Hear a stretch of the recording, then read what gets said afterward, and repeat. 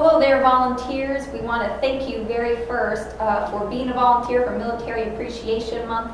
This is going to help equip you, this video, to teach you how to go into the classrooms between May 12th and May 16th into our Gilbert and Higley School classrooms for 4th and 5th graders, and teach them with this presentation. It's all about what the military is, a little bit about the history of different awards and honors that we give our military, and a couple of the holidays that we use to celebrate military appreciation, and then of course our local tradition, Operation Welcome Home. And look in your email box, because we'll be sending this PowerPoint presentation, these talking points, which together you can use to go into the classroom and be more than successful at preparing the students to learn about this important topic.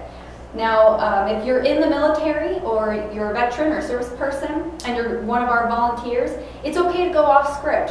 Your experience is exactly what will be most helpful for these students to kind of give a personal feel for what it is to be a part of the military. And if you're a civilian like myself, and you're partnering with somebody in the military, it'll be great to have those two perspectives. And if you're just going in by yourself and you're a civilian like me, that's okay too. It's okay to read from this script, read it line by line. Some of them are bullets, some of them are cut and paste from different sources. And that's all right. It'll be okay as long as you kind of allot a time at the end for students to ask questions. That's one of the most important things. The students are, we've historically very precocious, so they like to kind of get involved and ask questions, and it can be kind of a dialogue, but just make sure you're running through this information fairly quickly. So without further ado, we'll kind of pretend like this is a classroom, and we'll go through the presentation.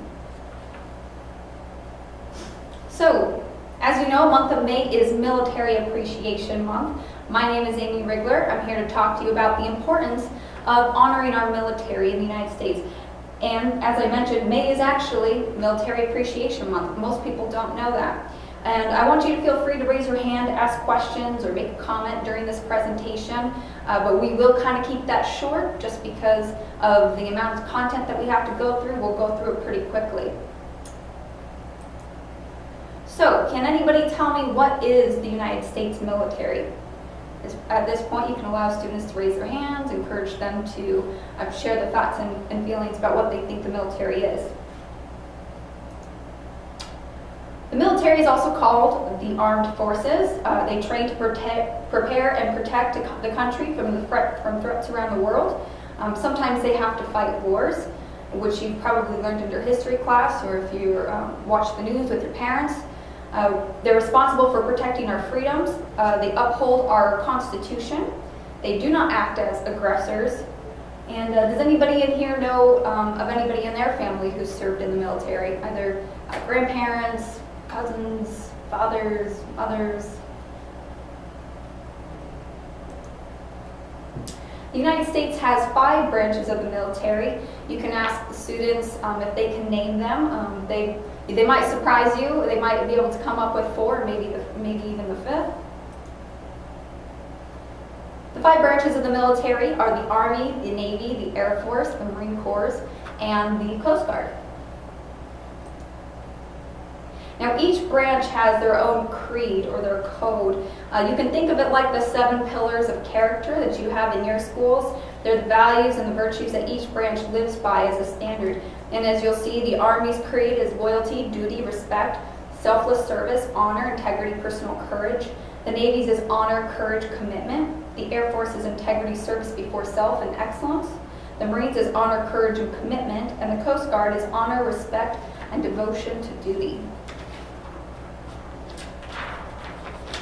You'll notice a lot of the words here are repeated amongst the branches of words such as honor and courage. And how do you think we can all show those kinds of values in our daily lives? You know, we're not serving, or we're not necessarily out fighting wars, but there are ways that we can show acts of honor and courage, and what might those be? The military has a history of presenting awards and honors to individuals for achievements and actions. This is just a kind of a diagram of some of the honors that the military presents to individuals for certain kinds of acts. And this is in order of precedence, so this would be the most distinguished, and then so on and so forth. Here are a couple of the honors that you may have heard of. The Purple Heart and the Bronze Star Medal, and these are two very high military awards. The Purple Heart is given to those individuals wounded in combat, and the Bronze Star is given to individuals who demonstrate an act of heroism or act of merit in a combat zone. Now this is the Congressional Medal of Honor, and it is the very highest military honor awarded for personal acts of valor at risk of his or her own life and above and beyond the call of duty.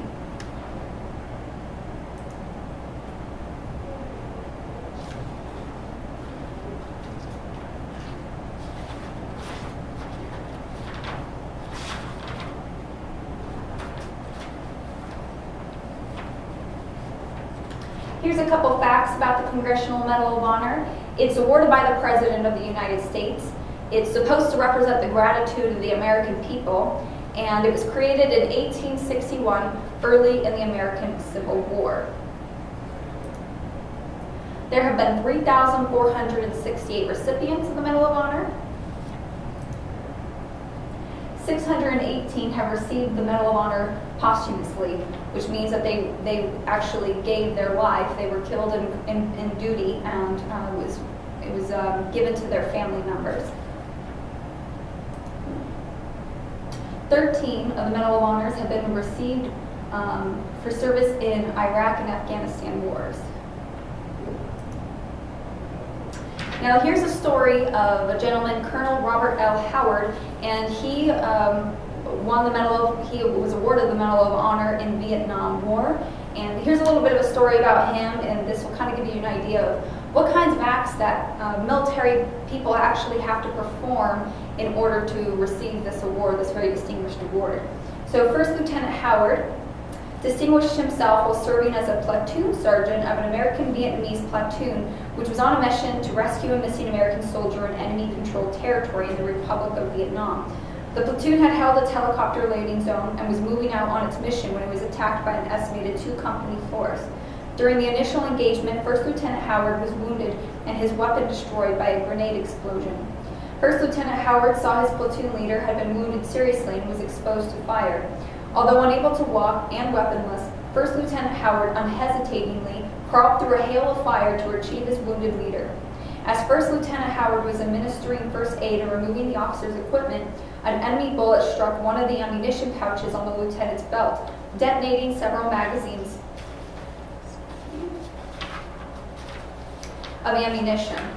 First Lieutenant Howard momentarily sought cover, and then realizing that he must rejoin the platoon, which had been disorganized by the enemy attack, he again began dragging the seriously wounded officer toward the platoon area. Through this outstanding example of indomitable courage and bravery, First Lieutenant Howard was able to rally the platoon into an organized defense force. With complete disregard for his own safety, First Lieutenant Howard crawled from position to position, administering first aid to the wounded, giving encouragement to the defenders, and directing their fire on the encircling enemy. For 3.5 hours, First Lieutenant Howard's small force and supporting aircraft successfully repulsed enemy attacks. Finally were in sufficient control to permit the landing of rescue helicopters. First Lieutenant Howard personally supervised the loading of his men and did not leave the bullet-swept landing zone until all were abroad safely. First Lieutenant Howard's gallantry in action, his complete devotion to the welfare of his men, at the risk of his life, were in keeping with the highest traditions of the military service and reflect great credit on himself, his unit, and the U.S. Army. That kind of gives you an idea of the magnitude of these acts that these men and women perform in order to earn this Medal of Honor. Now we have a video that's about 5 minutes long, and it's about a group of men from the Vietnam War that received the Medal of Honor. And most of these men are probably the age of your grandparents. I just want you to listen. Remember the creeds of service from earlier in the presentation, from all the different branches of military. Words like integrity, service, honor, courage, commitment, and loyalty. We'll discuss what you heard, thought, and learned about the video afterward. So let's play that.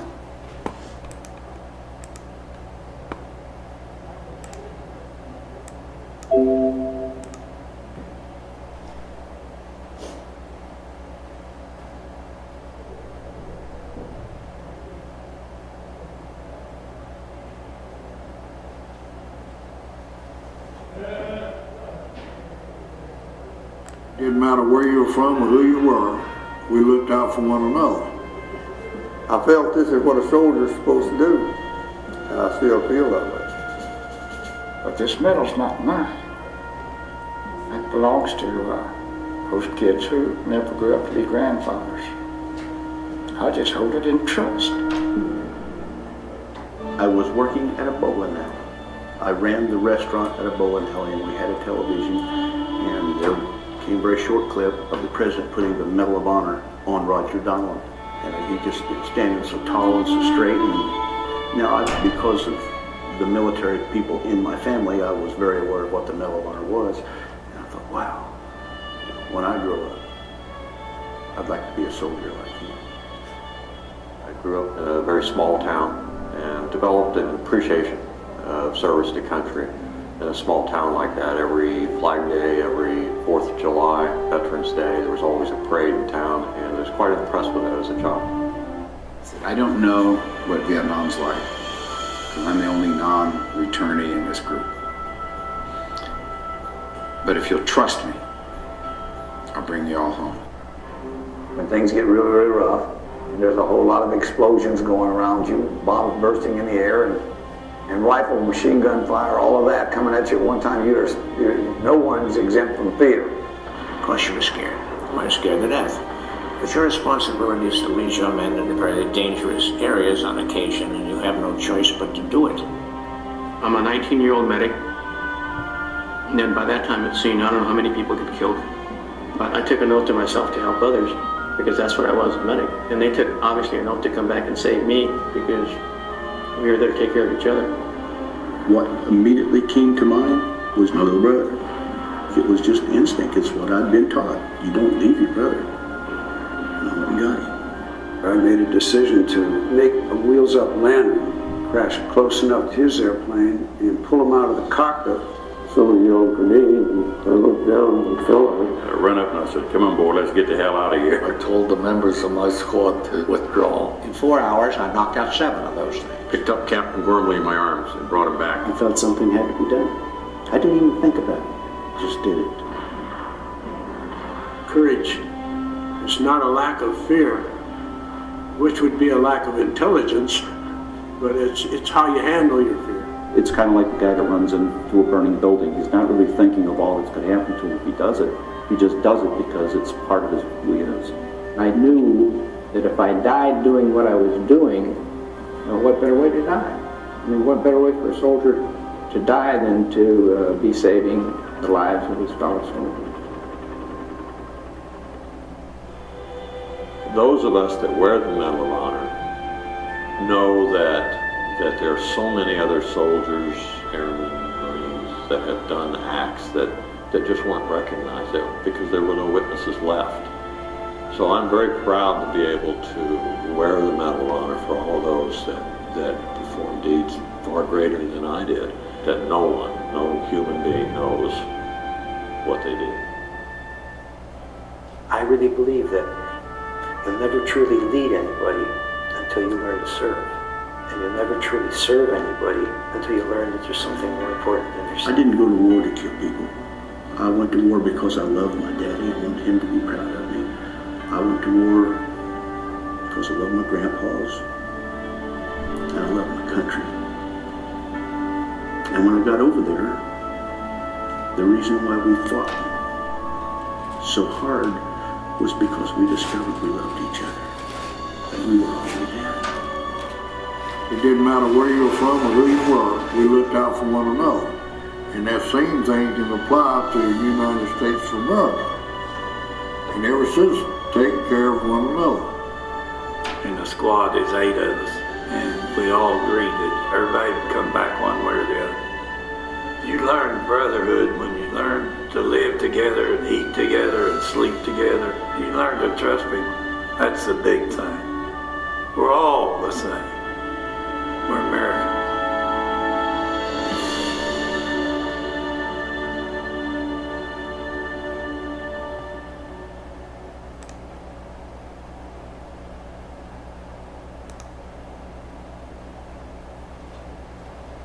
Okay, so you may have noticed that the video is actually right embedded into this image right here. So all you'll have to do is click on it. It'll take you right to YouTube, turn the volume up, and then let the movie roll for the 5 minutes and 5 seconds that we have it clipped for. So, and then after the videos play, just get the general thoughts and feelings of the students, and you know, what were the kinds of acts that they thought that these men had to do in order to receive this kind of award and honor. And then just kind of how they can pull back the information about the creeds and codes that each branch serves by, and what they kind of the general sense of those words that were repeated throughout the video from the recipients.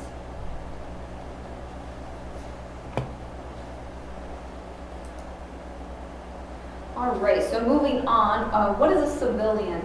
Give the students an opportunity to throw out their thoughts about what they think it is. But basically, a civilian is you or I, somebody who does not serve in the military, does not take that oath of honor to protect the country. And it's important to note that although the President of the United States is the Commander-in-Chief, he is actually a civilian. The military reports directly to him, but he is a civilian and the highest authority when it comes to the military. So why do you think it's important to honor our military? Again, give the children an opportunity to share their thoughts. The military has many traditions of honoring and awarding individuals who serve and commit notable acts, just like we saw before. But it's also important that civilians, that we ourselves let the military know that we appreciate the work they do.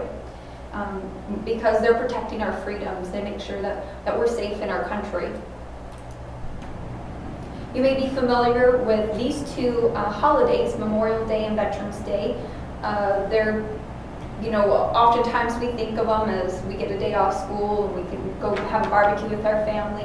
But there's actually an extensive history behind these two holidays, and we're going to talk to you just a little bit about, you know, why these exist and what the difference is between the two, and maybe when they roll around and you know, it's Memorial Day, it's Veterans Day, maybe you'll think a little bit about, you know, the meaning of them and celebrate, honor them accordingly. So we'll start with Veterans Day. So November 11th, 1918, an armistice went into effect on the 11th hour of the 11th day of the 11th month, and that ended the fighting in World War I. This might sound very familiar to you from having a social studies or history class. It was regarded as the end of the war to end all wars.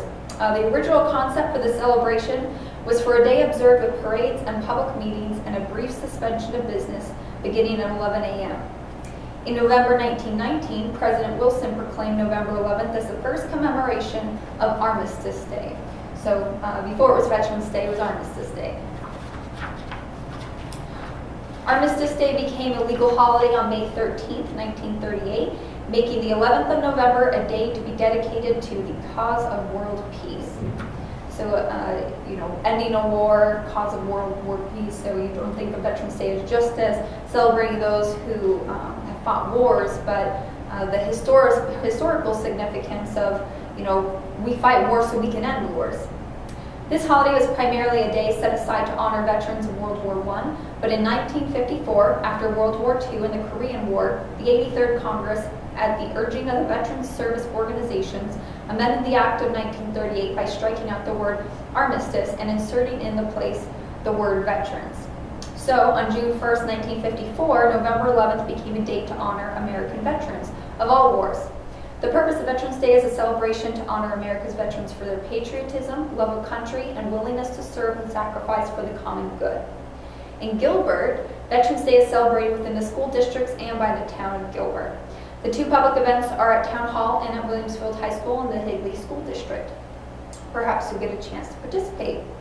Memorial Day. So the first well-known Memorial Day type observance took place in Charleston, South Carolina on May 1st, 1865. So quite a bit longer ago than Veterans Day. This was the site of a POW camp where 257 Union soldiers died and were hastily buried in an unmarked graves.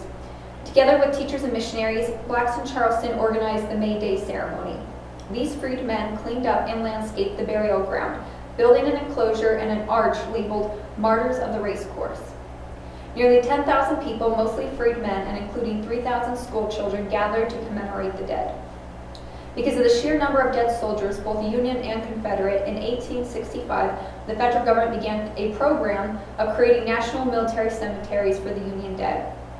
By 1870, the remains of nearly 300,000 Union soldiers had reinterred in 73 national cemeteries located near the battlefields.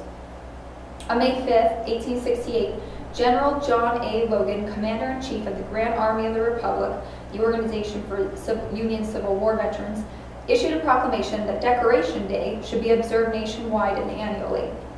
So that's what it was called prior to Memorial Day. It was observed for the first day on May 30th of the same year. According to the folklore, the date was chosen because it was not the anniversary of a battle. But according to the White House, the May 30th date was chosen as the optimal date for flowers to be in bloom. Events were held in 183 cemeteries in 27 states in the first year and 336 in 1869. The northern states quickly adopted the holiday. Every northern state had established this as a state holiday by 1890. The ceremonies were sponsored by the Women's Relief Corps, which had 100,000 members. The name for the holiday gradually changed from Decoration Day to Memorial Day, which was first used in 1882. On June 28, 1968, the Congress passed the Uniform Monday Holiday Act, which moved Memorial Day from May the 30th to the last Monday in May, which is what you all are more familiar with.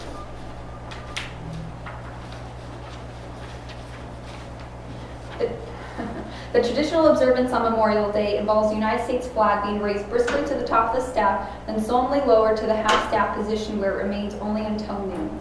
It is then raised to full staff for the remainder of the day. The half-staff position honors the more than 1 million men and women who gave their lives in service of country.